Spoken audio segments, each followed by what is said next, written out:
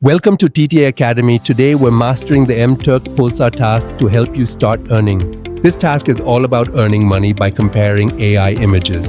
It's a simple process, but precision is key to staying paid. Your main job is to identify structural defects. Look closely for things like extra fingers, missing joints, or floating limbs. Here is the golden rule. Don't penalize consistent art styles. You must distinguish between a stylistic choice and a physical error. Always compare the main subjects first. Ask yourself, does the subject make physical sense in its environment? Don't forget to zoom in.